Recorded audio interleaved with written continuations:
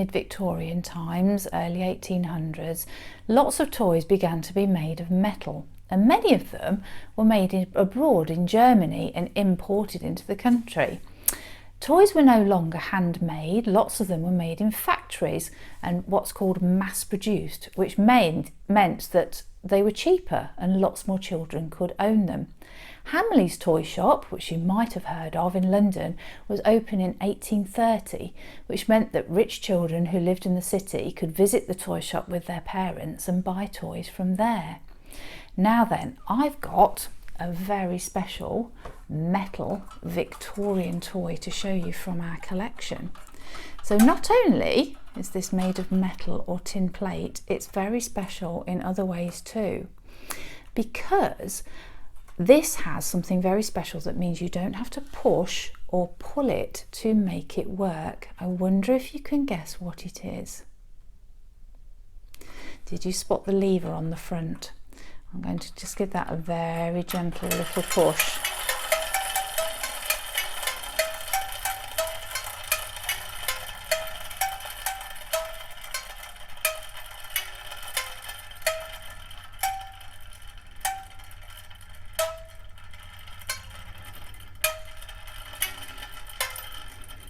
There we go, I think it stopped.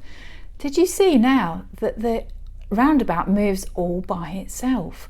Now this is because of something very special that got invented at that time, and if you turn it underneath you can see in here there's lots of little cogs and little springs, and it's called clockwork, which meant that lots of toys could be worked by levers or by winding up, and then they would move all by themselves.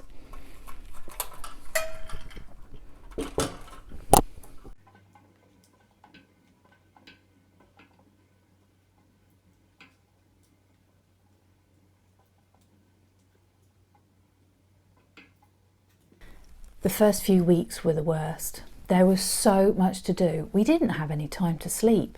I told my nurses they had to scrub the floors, the walls, the ceilings and the windows of all the wards to make sure they were clean.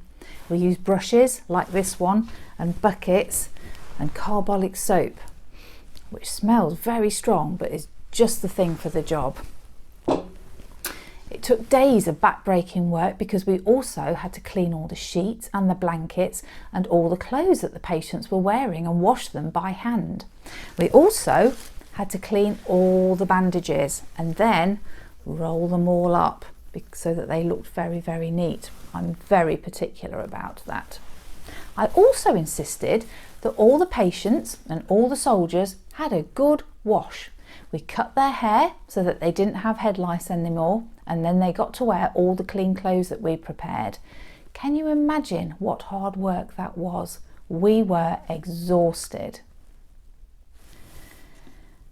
This is my medicine cabinet.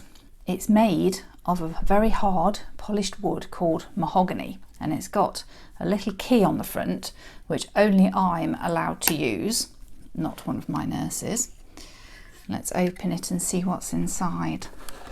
So, can you see? So the next object that you need to have on your timeline is this. And this needs to be placed right at the very beginning because they could be found in the Paleolithic period going through to the Mesolithic period. This is a hand axe, and it was made out of a rock called flint.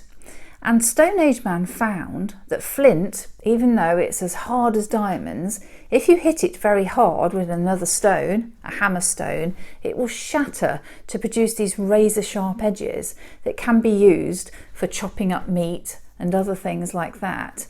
Now then, if I have a look at this one, it's really rather special because if you see there's a groove on the top here, and if I hold it in my hand like this, it's a perfect thumb groove, which makes this tool really comfortable to use in your hand.